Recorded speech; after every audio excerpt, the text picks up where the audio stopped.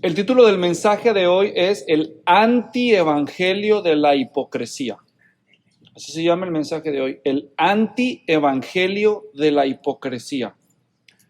En el estudio anterior de la serie que estamos tomando con base en la carta de Pablo a los Gálatas, aprendimos que un cristiano, especialmente un líder cristiano, con su conducta, cuando su mala conducta de uno que dice ser cristiano provoca que otras personas se confundan en lo que respecta al evangelio, este cristiano merece ser confrontado. Y estábamos viendo el ejemplo de Pedro, el apóstol. Y eso es muy triste esta historia de la Biblia, porque este es un gran líder cristiano que el Señor Jesucristo escogió para llevar su mensaje, y en un momento él, pues, cayó en un error, en un pecado. Y esto fue un motivo de tropiezo para otros.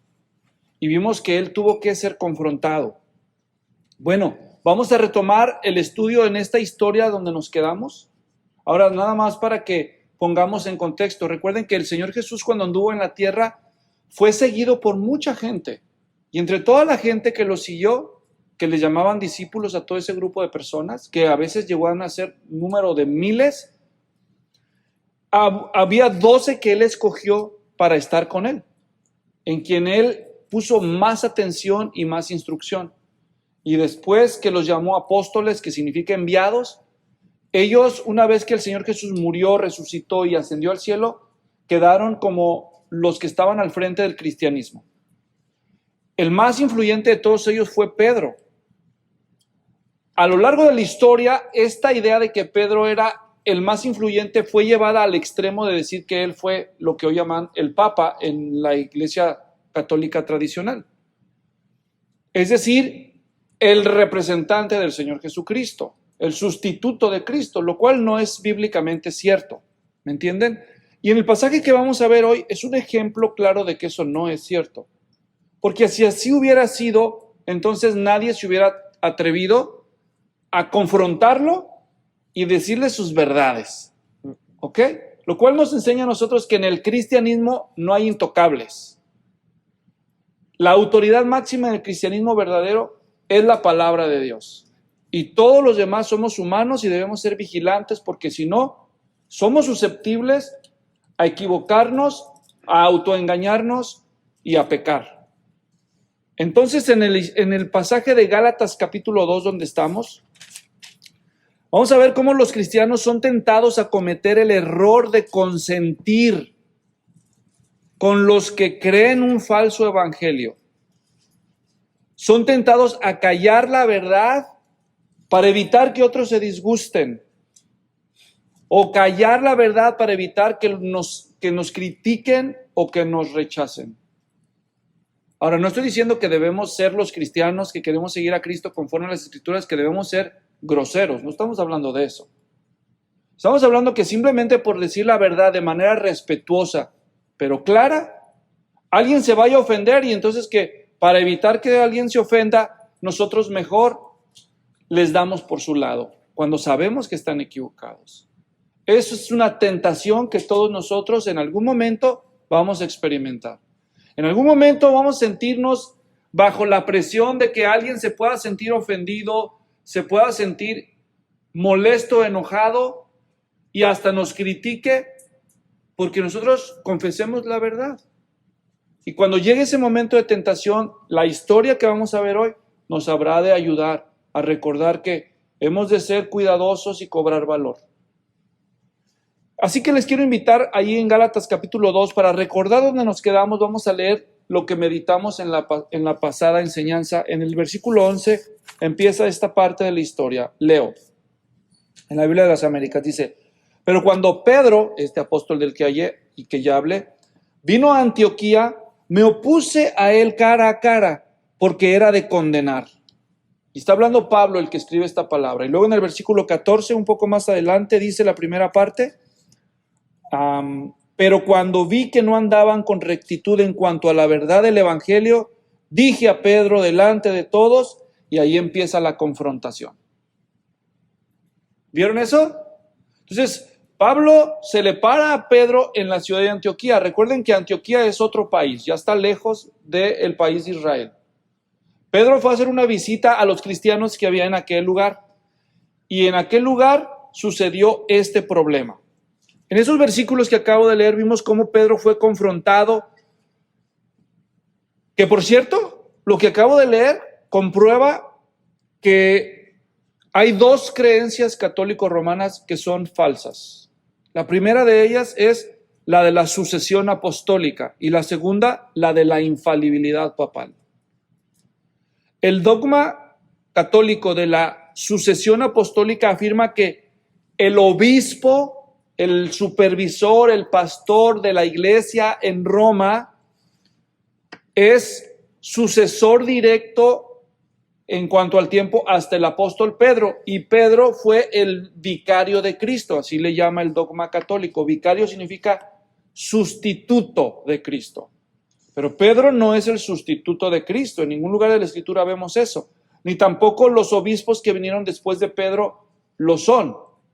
Y aquí lo vemos en este pasaje porque vemos a Pablo que no le está mostrando ninguna consideración a Pedro ni lo trata como si fuera un obispo especial o un papa infalible, ¿verdad que no? No vemos eso. El segundo dogma, el de la infalibilidad papal, ahora les he de decir yo, esta idea de la sucesión apostólica, es decir, que el obispo de la ciudad de Roma es el sucesor del Señor Jesucristo, no existió desde el principio, aunque en el catolicismo romano actual así se insiste, esto no fue así. No fue sino hasta Gregorio I, en el año 600 de nuestra era, donde ya se reconoce que le dieron a él ese trato preferente. ¿Me doy a entender? Hubo otros como León I, como en el año, después del año 400 después de Cristo, que él reclamaba ya, y otro que se llamó Dámaso, reclamaron el respeto, pero nadie les hacía caso todavía, ¿me entienden? Pero cuando llegamos a la historia de el año 600 con Gregorio Magno, a él sí ya se le sometieron. Entonces esto realmente no viene desde el principio. Lo segundo que dije, que un pasaje como este desmantela respecto a las creencias católico-romanas, es el de la infalibilidad papal. Infalibilidad significa que no comete ningún error. Esta enseñanza de la infalibilidad papal no fue aceptada en el catolicismo romano sino hasta el año 1870 en el Concilio Vaticano I. Fue el Papa Pío IX el que escribió un documento reclamándose como Papa que él era infalible cuando hablaba en materias de fe y de costumbres cristianas. Él dijo que él hablaba, cuando hablaba autoritativamente de fe y de costumbres, él era infalible y sus definiciones inmutables. Estoy citando las palabras de él. O sea que antes de 1870 no se pensaba así. ¿Me explico? Y este pasaje que estamos leyendo demuestra que tampoco tiene la razón Pío IX, porque Pedro se equivocó, ¿me entienden? Y fue corregido. Entonces, es claro que ninguno de los demás apóstoles en los tiempos de Jesús, ni siquiera el mismo Pedro creía en estas dos enseñanzas tradicionales. Solo para aclarar. Ahora, en los versículos 12 al 14 nos vamos a concentrar el día de hoy. Esos van a ser el pasaje base de lo que vamos a aprender hoy. Vamos a ver los detalles que ameritaron. ¿Qué fue pues lo que hizo Pedro que le ganó esta reprensión? Vamos a ver en el versículo 12 y 13. Observen ahí conmigo, leo. Aquí en la Biblia de las Américas. Dice, porque antes de venir algunos de parte de Jacobo, él comía con los gentiles. Pero cuando vinieron, empezó a retraerse y apartarse, porque temía a los de la circuncisión. Y el resto de los judíos se le unió en su hipocresía, de tal manera que aún Bernabé fue arrastrado por la hipocresía de ellos. Hasta ahí nos quedamos. Vamos a ver, en primer lugar, la razón del problema que le ganó la reprensión a Pedro fue su hipocresía. ¿Observaron en el versículo 13? Vuelvo a leer. Dice, y el resto de los judíos se le unió en su hipocresía. Diga hipocresía. La razón por la que el apóstol Pablo confrontó a Pedro fue por su hipocresía. ¿Qué es la hipocresía? Bueno, es actuar de una manera contraria a la verdad sabiendo que es engaño, ¿verdad? Es decir, tú sabes que algo no es correcto, pero actúas como si fuera, ¿verdad? Y ese fue el problema que se menciona aquí. ¿Ustedes saben que la hipocresía es pecado? ¿Sí sabían eso? Jesucristo reprochó la hipocresía muchas veces. Miren, el Señor Jesús tuvo paciencia con los pecadores y con muchos pecados, hasta con el adulterio. ¿Recuerdan aquella historia de la mujer sorprendida en el acto de adulterio, verdad? No estuvo bien lo que ella hizo, pero el Señor le tuvo paciencia y le extendió otra oportunidad. Y a los pecadores en general, pero a los hipócritas no les tuvo paciencia. Solo lean Mateo capítulo 23 y van a ver cómo se los reprocha a los fariseos por hipócritas una y otra vez. Tan solo en el Evangelio de Mateo, en el capítulo 6, el Señor Jesucristo dijo que cuando nosotros oremos, no nos paremos en las esquinas y seamos como los hipócritas, que oran así para ser vistos de los hombres.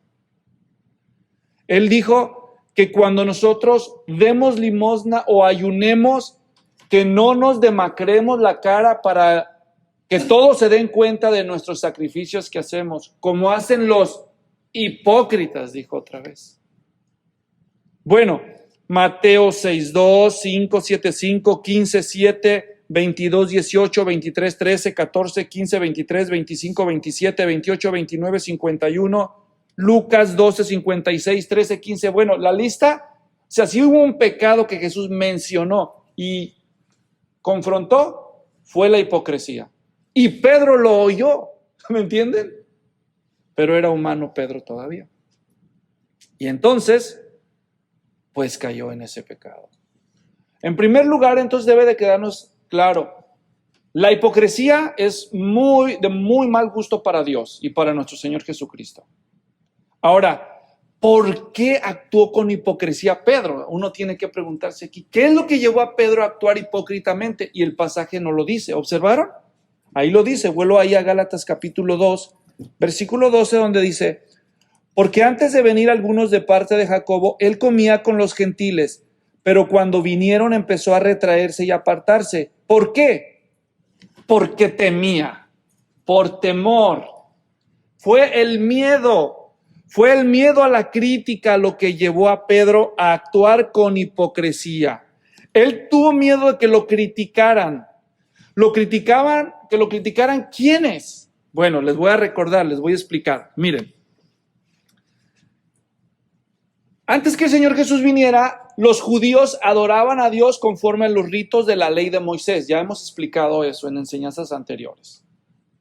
El primero de los ritos asociados con el judaísmo era la circuncisión, que en realidad era mucho antes de la ley, pero eso estaba asociado con eso. La circuncisión era una pequeña cirugía en el miembro de los niños a los 8 días de nacido. Y después la ley de Moisés había agregado una serie, Dios a través de esa ley había agregado una serie de prácticas que los judíos debían observar para agradar a Dios. Por ejemplo, no podían comer de cualquier cosa, había alimentos que contaminaban ritualmente, debían de separar el día sábado y no hacer nada de labores ese día y otras prácticas que no podemos resumir porque son muchas, pero solo menciono las más importantes. Entonces, cuando llega el Señor Jesucristo, Él dice, todo aquello que nuestro Dios nos mandó ha cumplido su propósito, ahora estoy yo aquí y por medio de mi sacrificio cumplo toda esa demanda de la justicia de Dios y ahora ustedes han quedado liberados de muchas de esas prácticas. Ya no tienen que preocuparse por eso. Los que siguieron la enseñanza de Jesús le creyeron, pero les costó trabajo después de tantos años sacudirse la práctica de estas cosas. ¿Me doy a entender? Así que todos los que se convirtieron en seguidores de Jesús eran judíos al principio y seguían observando estas distinciones dietéticas, no se juntaban, no convivían con personas de otras razas, o sea que eran racistas, pero ellos no lo veían así porque pues ellos vivían entre puros judíos. Entonces, ¿con quién convivían? Pues con judíos. Así que como ellos nunca convivían con gente de otra raza, no se sentían racistas. Pero ellos, los que vivían en las fronteras, no se juntaban con gente de otras razas, ni tampoco se juntaban con gente que se juntara con gente de otras razas. ¿Sí me estoy explicando? Así que si tú fueras judío y tú te juntaras con gente, digamos, gente latinoamericana, tú eres judío, yo soy judío, pero como tú te juntas con no judíos, yo mejor ya no me junto contigo porque tú estás pecando, te estás contaminando. Así lo miraban ellos. ¿Está claro? Pero viene Jesús y él dice, no, ahora ustedes van a ir a todas las naciones. Ya no les dice simplemente que los acepten, los manda a todas las naciones a ser discípulos. ¿Está claro? Entonces les queda claro a ellos que ya no están en vigencia estas restricciones. Y eso es lo que precisamente hacen los cristianos. Empiezan a predicar aquí y allá y gente de otras naciones se empieza a convertir en cristiana. Y la comunidad más importante de cristianos no judíos surgió en la ciudad de Antioquía. Es allí donde sucede todo esto. En esa ciudad había una comunidad judía y entre los judíos de Antioquía algunos se convirtieron en cristianos y muchos no judíos también se convirtieron en cristianos. Y ahora tenemos una comunidad cristiana en Antioquía formada de un grupo mayoritario de no judíos cristianos y un grupo minoritario de judíos convertidos al cristianismo. Pero como ahora estamos bajo el nuevo orden de Jesucristo, ya no tienen que preocupar por la comida, por las diferencias dietéticas. Los judíos, si quieren, pueden seguir haciendo sus diferencias de comida, pero no se deben de ofender de convivir, porque en las reuniones todos se juntan y cada quien come lo que quiere sin estar condenando a los demás. ¿Está claro? Pedro llega de visita y él ya sabe todas estas cosas. Él las sabe. ¿Y cómo es que Pedro supo que ya no había problemas con asuntos de dieta? Porque el Señor se lo reveló en una visión. Tiempo antes, en el libro de los Hechos, aparece esto en el capítulo 10. Pedro todavía retenía, ya después de que Jesús resucitó y se fue al cielo, retenía prejuicio contra los no judíos. Entonces Dios le da una visión. Una visión es que de pronto Dios te concede una experiencia sobrenatural para ver algo como si estuvieras viendo una película del cine sin cine. ¿Me entienden? Y en aquella ocasión de Hechos 10:28 dice que Pedro estaba en la azotea orando al mediodía cuando le llegó el hambre. Y dice que estaba orando ahí en la azotea al mediodía cuando tuvo esta visión de una manta llena de animales de todo tipo. Animales que los judíos normalmente consideraban inmundos porque los contaminaban ritualmente. Animales prohibitivos en la dieta del Antiguo Testamento. Y él tenía tanta hambre y entonces escucha la voz del Señor que le dice, Pedro, mata y come. Se agarra el animal que quieras ahí de la manta y cómetelo. Y Pedro dijo, no, nunca ha entrado en mi boca animal inmundo, no.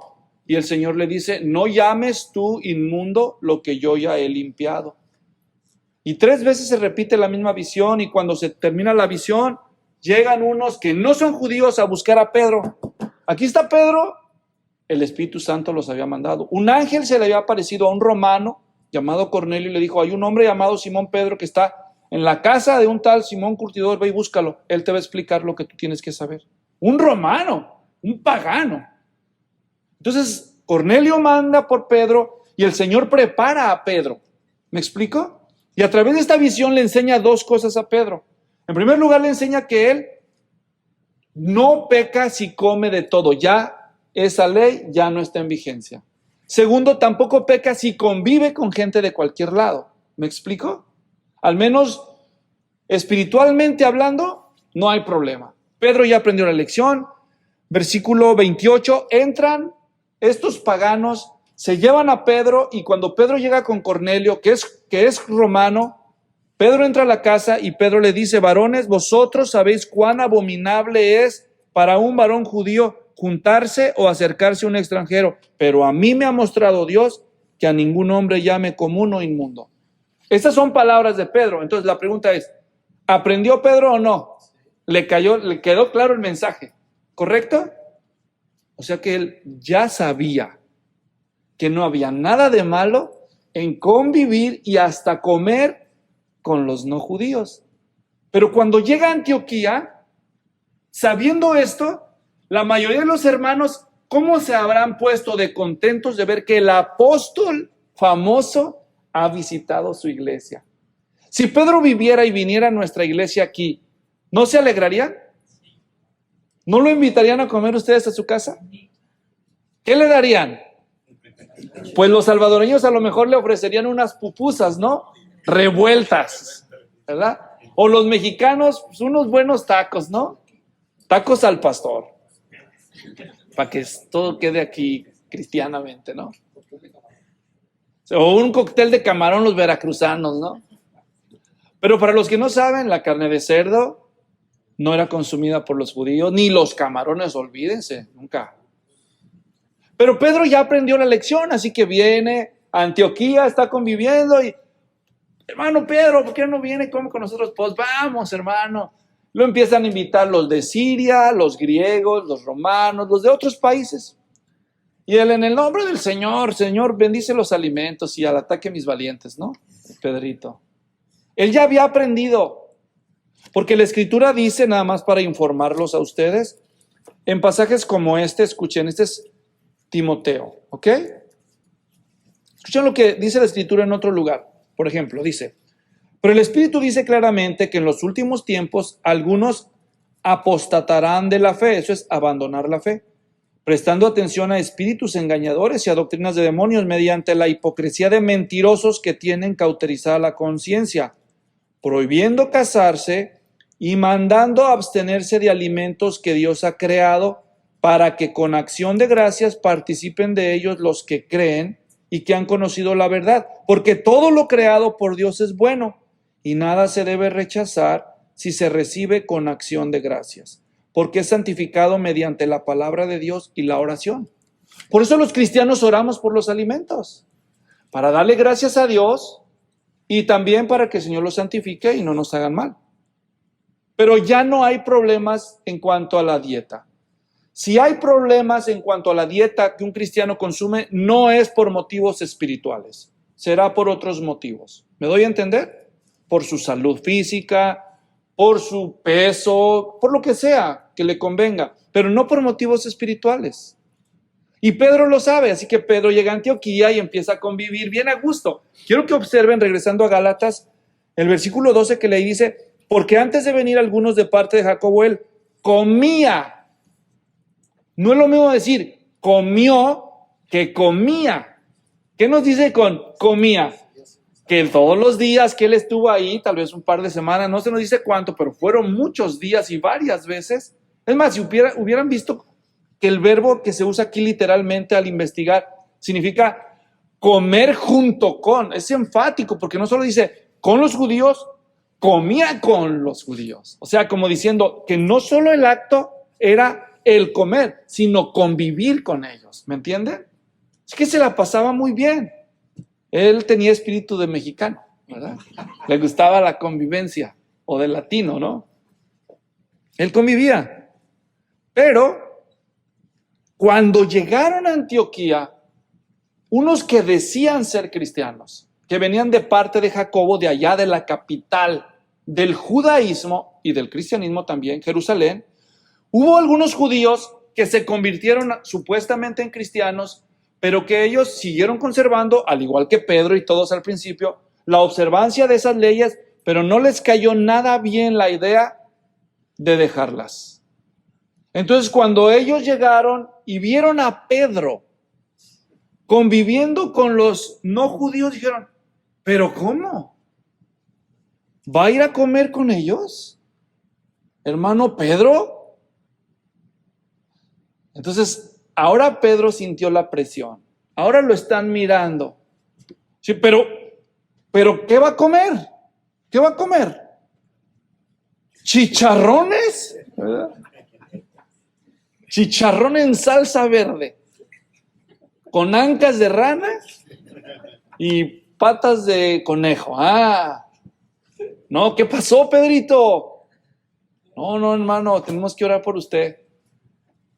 Y dice ahí el texto, fíjense, muy tristemente, dice, él comía con los gentiles, pero cuando vinieron, dice, empezó a retraerse y a apartarse. ¿Qué idea te da a la cabeza eso?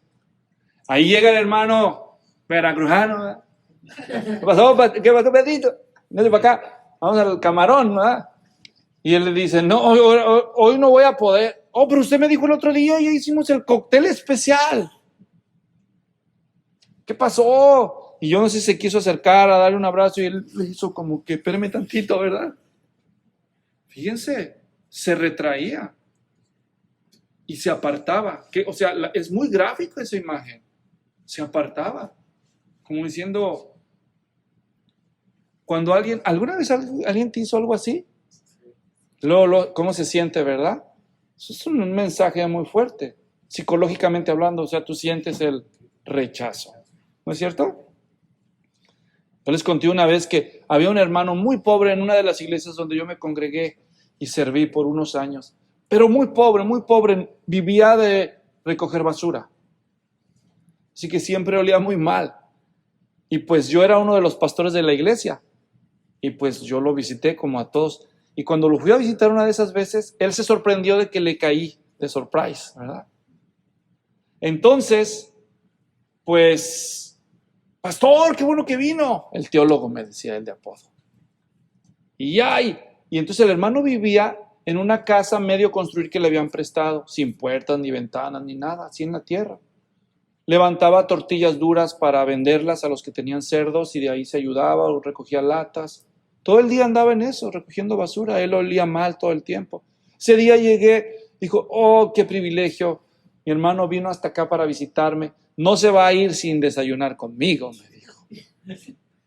Y él entonces tenía basura, le prendió fuego, tenía 2 ladrillos y una piedra, y una lata de chiles jalapeños recortada era su sartén.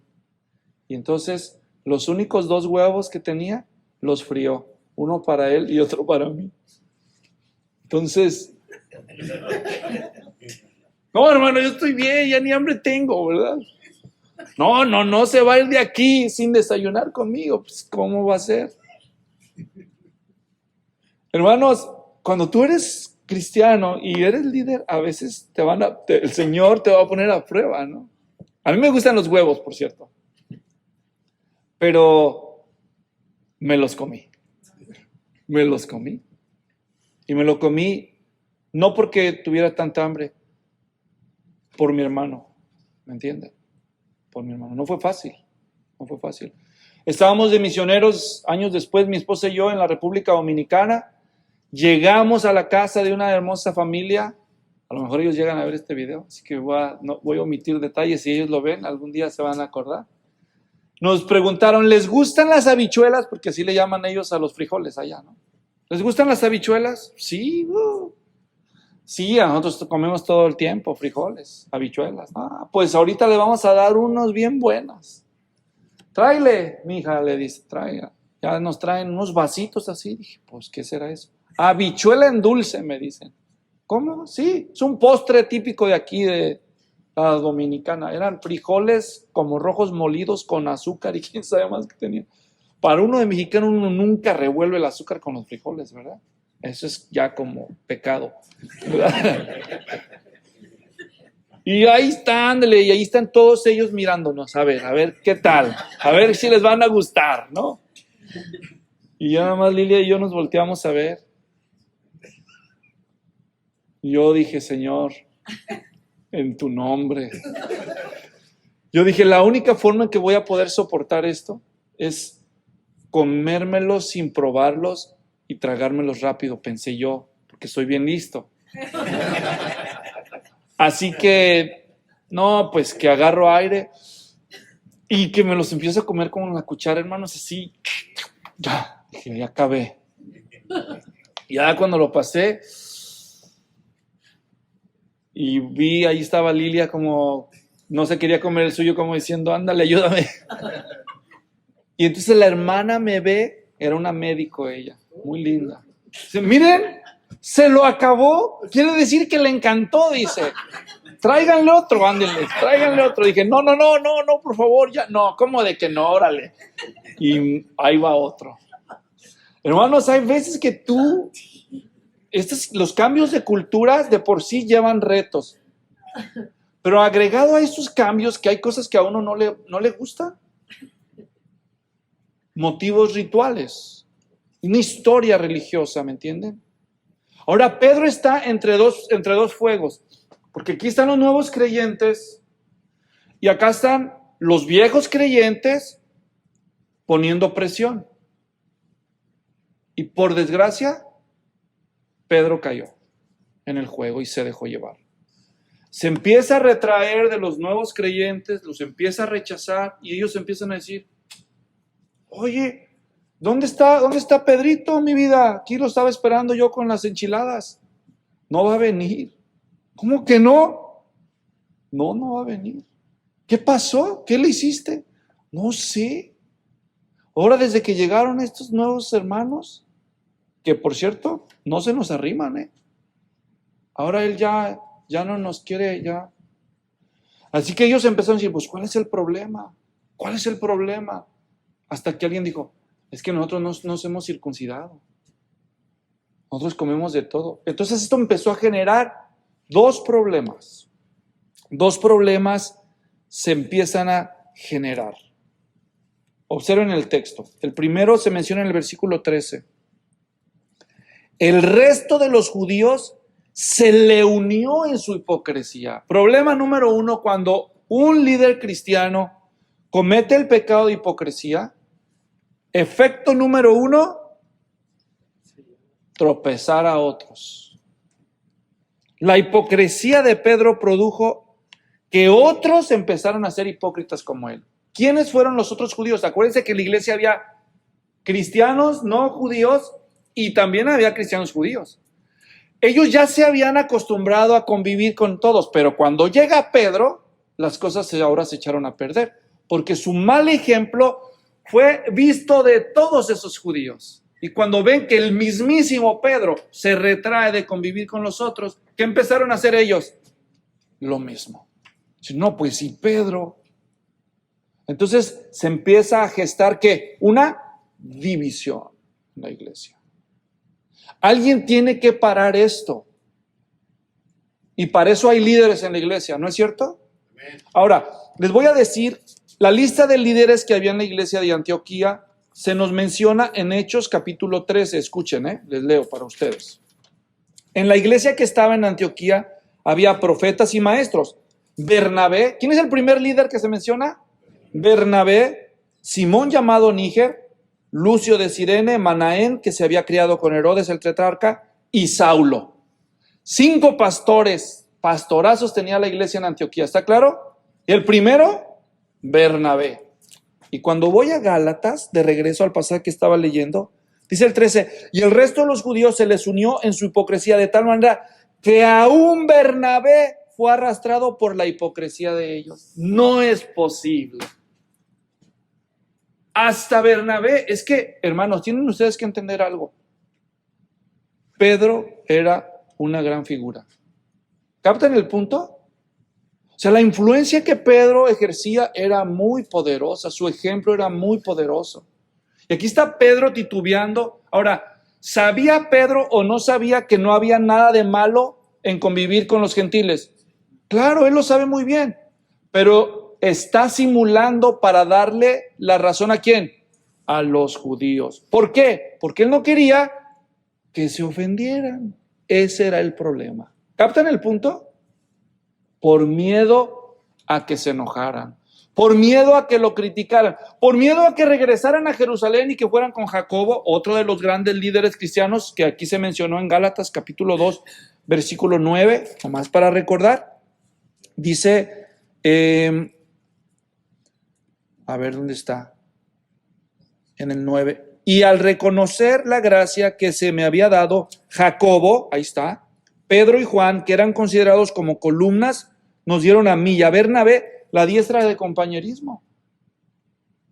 Entonces, Pedro no quiere que vayan a regresar estos judíos cristianos con Jacobo y decir, ¿qué crees que anda haciendo Pedro allá? ¿A qué crees que se fue a Antioquía? A echarse de carnitas, hay unos con salsa verde. ¿Cómo ves el Pedro? No, nomás se va y, ¿cómo ves? No, este Pedro. Todavía le echa unos de moronga. O sea, entonces él no quiere que hablen mal, ¿me entienden? Que se vayan a enojar con él, que lo vayan a rechazar. Es fácil nosotros leer esta historia y decir, ay, ese Pedro, qué vergüenza. Pero es feo ser rechazado, hermanos. Es feo que hablen mal de ti. Nadie de nosotros quiere que hablen mal de uno, ni que lo rechacen. Pero existía ese riesgo para él y él cae en esa trampa.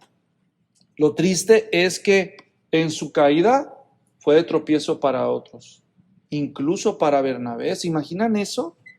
O sea, Bernabé diciendo, wow, aquí nunca hemos discriminado ni hemos hecho eso. O sea, el que no quiere comer no come ya, pero no está tampoco con esos shows, ¿verdad? Aquí hacemos las comidas potluck en la iglesia y cada quien se sirve lo que quiere. Nunca andamos con eso. Y ahora hay 2 mesas, allá los unos. ¿Y ahora qué vamos a hacer? No, y que me da pena dejar en vergüenza a Pedro. Y ahí están todos los judíos. Ándale, Bernabé, siéntate acá. Hermano Bernabé, ¿y nosotros qué? ¿Qué le hice sus empanadas que tanto le gustan? De camarones. Estilo Nayarita, ¿no? Hoy no, hermano, gracias. Ay, no. Así, saludo. COVID. Y Bernabé se deja llevar, ¿no? Muy triste. Oh, hermanos, cuando llega Pablo y ve eso, sí dice, ¿quién acomodó las mesas, verdad? ¿Qué pasó hoy? ¿Quién acomodó las mesas así? No, pues Pablo no soportó eso. Pero es que el único problema no fue que la hipocresía es contagiosa y empezó a ser de tropiezo para otros, ¿me entiendes? Cuando tenemos influencia sobre otras personas y actuamos con hipocresía delante de ellos, ¿entiendes que tú los estás incitando a cometer el mismo pecado? ¿Es usted consciente de que sus conductas hipócritas son captadas y son imitables e imitadas por las personas que usted tiene influencia? ¿Por sus hijos si usted es padre? Sus hijos ven si usted es un hipócrita y aprenden muy bien. Sus alumnos si usted es maestro, sus amistades, incluso los hermanos en las iglesias se dan cuenta cuando somos hipócritas. La conducta hipócrita es mala porque es contagiosa. Pero la hipocresía de Pedro tuvo otro peor. Si la hipocresía es mala, hubo algo peor todavía. Segundo efecto de su hipocresía, distorsionó el evangelio. Eso sí, no lo va a tolerar Pablo. Tal vez Pablo hubiera dicho, híjole, este hipócrita, le voy a decir aquí en privado, pero cuando vio los efectos en el evangelio, ahí ya dijo Pablo, no, delante de todos. Pero a medio potluck, a media comida dijo, porque se fijaron en el versículo 14, ¿no? Dice, cuando vi, o sea, a Pablo no le contaron. Él llegó y vio lo que está pasando, dijo, ¿pero qué es esto? ¿Por qué están todos allá y ustedes acá? ¿Desde cuándo en esta iglesia hacemos estas tonterías? Y ya vio que en el centro está todo eso, dijo, ya entendí. Nunca había sucedido esto hasta que llegó este. Dijo, no. Y ahí dice claramente el 14, cuando vi que no andaban con rectitud en cuanto a la verdad, del evangelio. Esto escaló de ser un problema de relaciones y de hipocresía. Esto empezó a perjudicar el entendimiento del evangelio. ¿Captan el punto? El entendimiento del único mensaje que puede salvar a una persona. No, dice él, cuando vi que no andaban conforme a la verdad del evangelio, sigo leyendo, dice, dije a Pedro, delante de todos, Pedro, ya me imagino cómo estuvo esto así de chill, ¿verdad? No, hombre, ese Pablo sí que se puso la cosa color de hormiga. Cuando un creyente, explico, miren, Pedro llevó a otros creyentes, mayormente gentiles, a pensar que la salvación no era solo por la fe, que también era por obras, específicamente por circuncidarse, guardar otros aspectos de la ley de Moisés, como las restricciones dietéticas. O sea, ellos dijeron, yo creo que todavía nosotros no somos aceptos. Si Pedro, que anduvo con el Señor, nos rechaza, siendo él imperfecto, ¿no? Imagínense Dios. No, yo creo que sí vamos a entrarle a ver mi vida, ve revisando la cocina y todo lo que es de camarones, órale, dáselo a los perros. Es más, hasta el perro vamos a tener que regalar, porque también es animal inmundo. Vamos a comprar corderitos ahora. Y esto empieza a generar esta confusión. Hermanos, cuando un creyente que sabe que la salvación es por gracia, por medio de la fe, y no por ningún otro rito religioso, pero todavía consciente en celebrar ritos religiosos, que nada aportan a la espiritualidad verdadera, pero aún así, con tal de que no se enojen, aquellos conscientes en participar para que no se molesten, tú estás pecando. Tú estás pecando. Porque estás confundiendo a la demás gente, haciéndoles pensar que sí pueden ser salvas por medio de sus obras. ¿Entienden lo que estamos diciendo? Así que esto nos lleva a nosotros a 3 lecciones. ¿Están listos? ¿Cuáles son las lecciones que aprendemos de este pasaje? En primer lugar, 3 verdades importantes que sacamos a la luz de este pasaje. Número 1, la comida que ingerimos no nos puede contaminar espiritualmente. Te podrá hacer daño si te descuidas, pero espiritualmente, nada. Escuchen las palabras del Señor Jesucristo en Marcos 7, 18 y 19. Él les dijo, ¿también ustedes están sin entendimiento? ¿No entienden que todo lo de afuera que entra en el hombre no le puede contaminar? Porque no entra en su corazón, sino en el vientre, y sale la letrina. Esto decía, haciendo limpios todos los alimentos. No hay nada que tú comas que te pueda contaminar espiritualmente. ¿Me doy a entender? Te podrá dar diarrea, gordura. Ya, por favor, pastor, ¿verdad? Pero contaminarte espiritualmente no. ¿Y por qué lo digo? Porque hoy en día hay movimientos religiosos que dicen que si tú comes ciertas cosas, tú estás pecando solo por comer. ¿Sabían eso? Especialmente, por ejemplo, para los que vivimos aquí en Estados Unidos y convivimos con musulmanes, ustedes saben que ellos no comen carne de cerdo, ¿cierto? ¿Y por qué no comen carne de cerdo? Porque pecan, según ellos. ¿Está claro? ¿Y qué más no comen? También camarones. Todo lo que es comida del mar, ¿verdad? Para ellos es pecaminoso. Pero ¿de qué nos admiramos de ellos? Si tenemos movimientos enteramente llamados cristianos que también enseñan que si tú comes ciertos alimentos en cuaresma o en cierta temporada, también puedes estar pecando. O como los adventistas del séptimo día, que también tienen restricciones dietéticas muy estrictas. O los mormones, ¿me doy a entender? Ahora alguien dice, pastor, ¿pero por qué menciona otros grupos? Yo no puse las reglas, las pusieron ellos, yo nomás estoy diciendo. Si soy mal representándolos, yo acepto correcciones. Pero no, uno no peca por la comida que uno coma. Eso debe de quedar claro, ¿me doy a entender? Además, si somos auténticamente cristianos, deberíamos dar gracias por los alimentos, que el Señor los santifique. Y es todo, ¿verdad? Segunda lección que nos deja este pasaje. En la iglesia, nadie es espiritualmente superior por causa de su raza. Ni siquiera los judíos. ¿Oyeron lo que dije? En la iglesia, nadie es superior por su raza. Ni los judíos.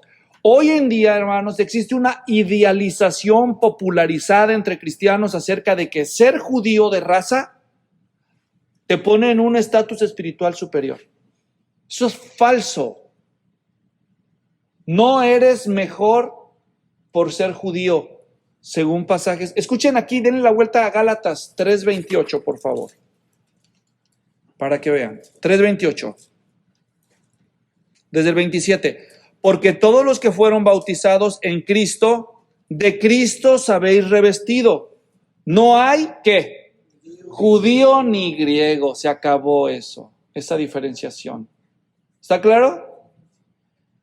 No hay judío ni griego, no hay esclavo ni libre, no hay hombre ni mujer, porque todos sois uno en Cristo Jesús. Entonces, ya en la iglesia no hay superioridad espiritual por causa de la raza de nadie. Colosenses 3:11 dice, no hay distinción entre griego y judío, circunciso, incircunciso, bárbaro, escita, esclavo, libre, sino que en Cristo es todo y en todos. ¿Está claro? Tengan cuidado porque hoy en día hay movimientos que dicen ser mesiánicos, que están jalando a gente que cree ser cristiana a que se judaicen o se hebraicen. Es decir, que se pongan nombres judaicos, que busquen todo judaizarlo. Todo ahora lo quieren judaizar estos grupos. Tengan cuidado. Eso no es necesario. Al contrario, esta carta se escribió para corregir ese problema. ¿Por qué habríamos de revivirlo? Tercera lección que aprendemos de un pasaje como este. Condescender con los falsos cristianismos es un agravio contra el evangelio. ¿Saben ustedes que hay hoy en día muchos movimientos que dicen ser cristianos, pero que siguen aquella línea de los judaizantes? Es decir, que dicen que para ser salvos, pues la fe en Cristo es buena, pero no es suficiente. Además, tienes que hacer obras.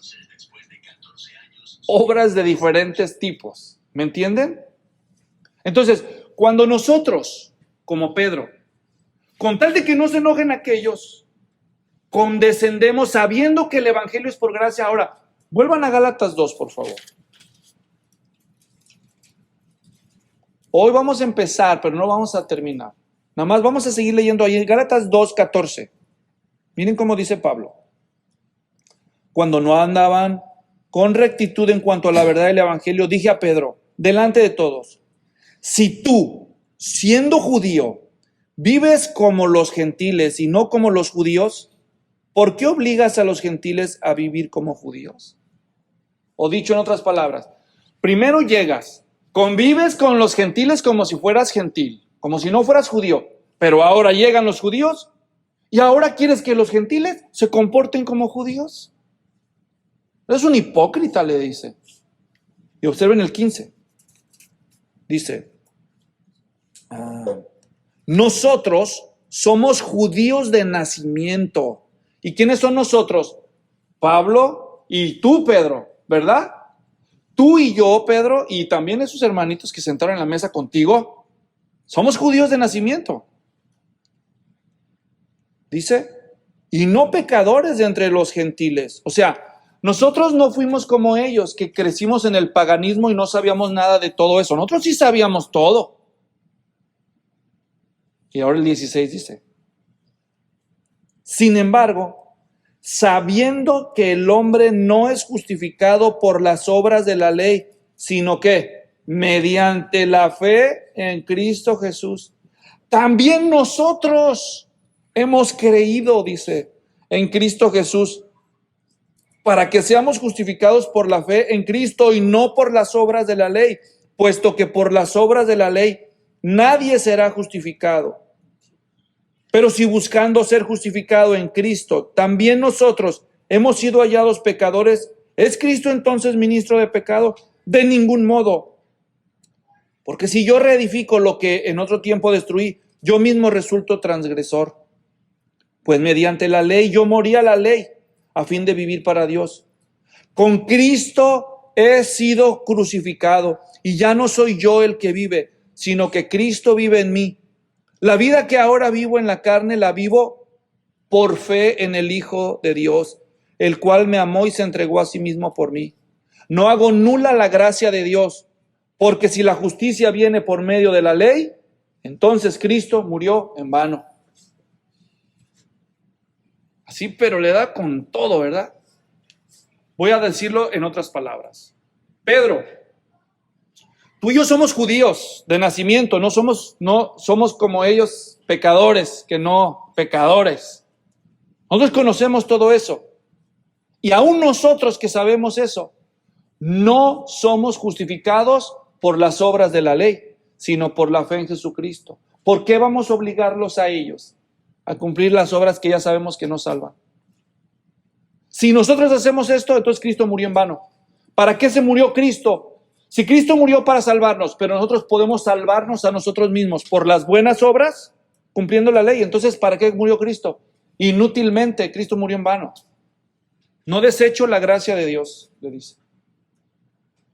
Tú eliges, Pedro, es lo que le está diciendo Pablo aquí. Mira, Pedro, tú eliges qué vas a hacer ahorita. Yo por mi parte, siendo judío, no rechazo la gracia de Dios.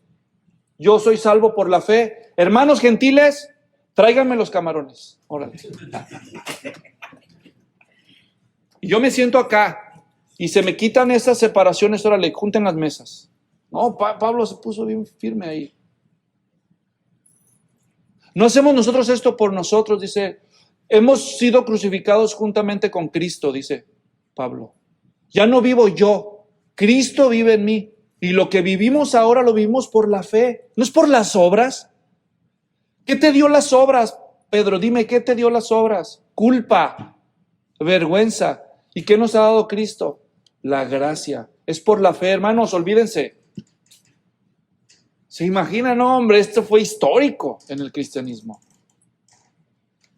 Hermanos, asociarse con personas que adulteran el evangelio y el mensaje cristiano por temor a que se enojen o se ofendan, es un grave error. Es un grave error. No tienes que consentir con personas que comprometen el evangelio. Los miembros de iglesias apóstatas, como el catolicismo romano, y las sectas cristianas como los unicitarios, los testigos de Jehová, los mormones, los nuevos judaizantes que son tan populares, la luz del mundo, presionarán a los creyentes para que consientan con las creencias de ellos y con sus prácticas. Y si no consienten, al menos que se queden calladitos los cristianos. No critiquen, no digan nada, no ofendan. Un auténtico creyente no debe consentir en participar en esas prácticas, porque cuando lo hace con sus hechos, comete el mismo pecado que Pedro. Por ejemplo, si a mí me están invitando a que apadrine un niño, vamos a decirlo, es algo muy típico entre latinos de trasfondo católico romano. Hey Luis, quiero invitarte que seas mi compadre, me dice un amigo, ¿no? Él sabe que yo soy cristiano, claro que lo sabe. ¿Qué voy a hacer? ¿Qué voy a hacer yo? Para evitar que se enoje, oye, ¿cómo vas a despreciar semejante cosa? Bueno, yo les voy a decir lo que yo tuve que hacer, porque no estoy hablando de lo que no sé, de lo que yo he vivido. En un momento tú le vas a tener que decir a la gente, si tú quieres seguir el cristianismo bíblico, le vas a tener que decir, mira, muchas gracias, yo sé lo que eso significa, es algo muy especial. Es un honor, yo sé, desde tu punto de vista es un honor, y yo te agradezco. Pero no puedo aceptar. Porque si yo aceptara, yo tendría que condescender en una serie de cosas que ahora yo sé que están equivocadas. Por ejemplo, para empezar, por si no saben, cuando tú quieres apadrinar a un niño, tienes que ir a las clases, ¿no? Tienes que ir a las clases. ¿Y qué? ¿Vas a contradecir aquello que sabes que está mal? ¿Y vas a tener que comulgar o no? Pues no lo sé, pero peor, ¿verdad? ¿En dónde va a ser eso? En un lugar lleno de prácticas que ahora ya sabemos a la luz de la palabra de Dios que están fuera del orden bíblico. O sea, es condescender en una serie de cosas. Así que yo le digo al amigo, ¿sabes qué? Gracias por pensar en mí de una forma tan estimativa. Si lo que tú quieres es que yo vele por el bien espiritual de tu niño, te garantizo que yo lo voy a hacer si tú me das permiso. Porque eso es lo que supone que hace un padrino. No, de eso no, ni lo dudes. Pero yo no puedo aceptar. Y si quieres que te explique por qué, con mucho gusto yo te puedo explicar. Me da la impresión que a lo mejor no estás preparado o interesado para escuchar por qué, pero si tú quieres saber, yo te puedo explicar por qué yo no puedo aceptar. Y si tú me invitas a ir, no voy a ir, no voy a entrar a misa. Porque eso insulta cosas sagradas que dicen en la Biblia. Yo no sabía, yo tampoco sabía, por eso iba antes, pero ahora yo ya no puedo ir. Si quieres que te diga por qué, con gusto nos sentamos y en media hora yo te explico. Si no sabes explicarles, háblame, yo te enseño, yo te acompaño y le explicamos. Pero si no, le dices, mira, hagan su fiesta, si quieres busca otra persona y yo no tengo problema con ir sentarme a comer ahí con la familia en la tarde, pero ahí no puedo entrar a misa contigo. Y si se enoja o se ofende tu familiar por eso, lo más seguro es que sí te entendió. ¿Captan? Sí te entendió. ¿Por qué alguien de personas de otros credos te invitan a ti cuando saben que tú crees otra cosa ahora y todavía te invitan? ¿Quién está teniendo más atrevimiento? No seas grosero, sé respetuoso, pero sé entendido del Evangelio. ¿Ustedes saben lo que enseña la Iglesia Católica? Por citar un solo ejemplo acerca del Evangelio, se los voy a leer, las palabras de ellos, no mías, escuchen. Por ejemplo, el catolicismo romano enseña que la misa es un sacrificio incruento en el que Cristo vuelve a morir por los pecados de los presentes. Solo lean el catecismo de la Iglesia romana vigente en el párrafo 1367. Léanlo con sus propios ojos. El Papa Pío X lo dijo de esta manera en su Catecismo Mayor publicado en 1905 en el párrafo 655. Esos son documentos católicos romanos públicos. Escuchen lo que escribió él. La Santa Misa es el sacrificio del cuerpo y de la sangre de Jesucristo que se ofrece sobre nuestros altares bajo las especies del pan y del vino. Eso es la misa a la que nos invitan. Y en el párrafo 656 agregó, el sacrificio de la misa es sustancialmente el mismo de la cruz, en cuanto el mismo Jesucristo que se ofreció en la cruz es el que se ofrece por manos de los sacerdotes, sus ministros, sobre nuestros altares. Para el que no sabe qué significa la misa, por eso el catolicismo le llama a la misa el sacrificio de la misa, porque cuando el sacerdote católico está en misa, para los que fuimos católicos y nos acordamos, el sacerdote da la espalda a la gente, se acerca al altar, toma el vino de consagrar y la hostia y la levanta y la quiebra. Ese acto es el acto en el que el sacerdote está, después de invocar a Cristo que descienda del cielo y se meta la hostia, cuando la parte, él está sacrificando a Cristo por los presentes de esa misa, otra vez, por los pecados de esos presentes. Pero la gente no sabe, la gente practica el catolicismo sin saber lo que está haciendo. En el párrafo 657 agrega, en la cruz Jesucristo se ofreció derramando su sangre, mientras que en nuestros altares se sacrifica él mismo sin derramamiento de sangre. Claro, la hostia no tiene sangre, por eso es incruento, pero es sacrificio todavía. En el párrafo 660 del mismo documento explica, el sacrificio de la Santa Misa se ofrece a Dios para darle satisfacción de nuestros pecados y para ofrecerle sufragios. Les explico, según la Real Academia de la Lengua Española, sufragio es una buena obra para sacar las almas del purgatorio. Eso es un sufragio. O sea, en la misa, según Pío X el Papa, él dice que en la cruz se ofrece, en la misa, el sacrificio de la Santa Misa se ofrece a Dios para darle satisfacción por nuestros pecados, de los que estamos aquí presentes, y de los difuntos, para sacarlos del purgatorio. Eso es lo que está diciendo. ¿Entienden?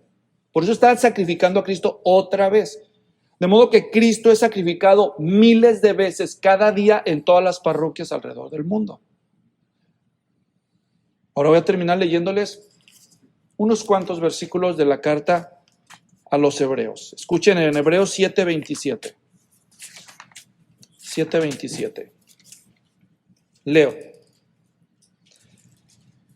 Que no necesita, hablando de Cristo, como aquellos sumos sacerdotes, ofrecer sacrificios diariamente, primero por sus propios pecados y después por los pecados del pueblo, porque esto lo hizo una vez para siempre cuando se ofreció a sí mismo.